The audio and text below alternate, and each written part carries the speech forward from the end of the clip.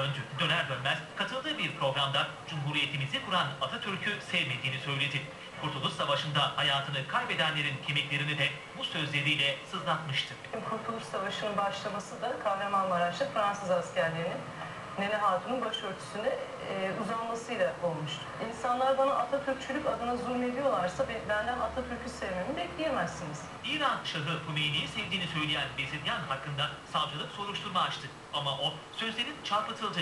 Bu tartışmadan çok sıkıldım dedi. Aradan bir hafta geçmeden bu kez Mazlum Der yetkilileriyle kameralar karşısına geçti. Bezirgan'ın hakaret ve sövme anlamı taşımayan eyleminin suç olarak değerlendirilemeyeceği açık. Nuray Canan Bezirgan'ın yanında Mazlum Der İstanbul Şube Başkanı ve dernek avukatı vardı. Onlara göre Nuray Canan Bezirgan haksızlığa uğramıştı ve hatta onun bu sözlerinden dolayı eleştirenler özür dilemeliydi.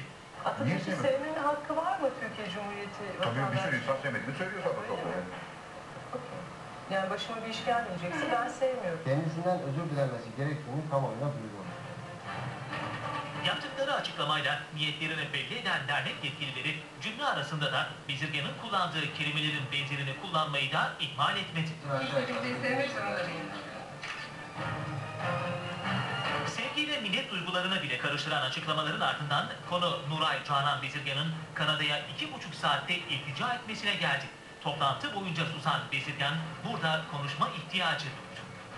2,5 saatte kabul edilmiş şey vize değil, iltica talebi. 1,5-2 saat, belki de 2,5 saat çok kısa bir sürede. Hatta bana denilen şuydu, Kanada tarihinde ilk dediler bu kadar kısa bir sürede.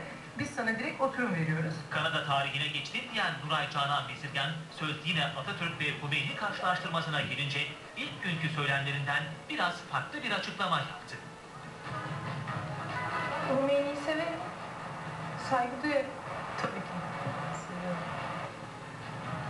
Benim ağzımdan hiçbir zaman Atatürk'ü sevmiyorum, Hümeyni'yi seviyorum cümlesi bir arada çıkmadı.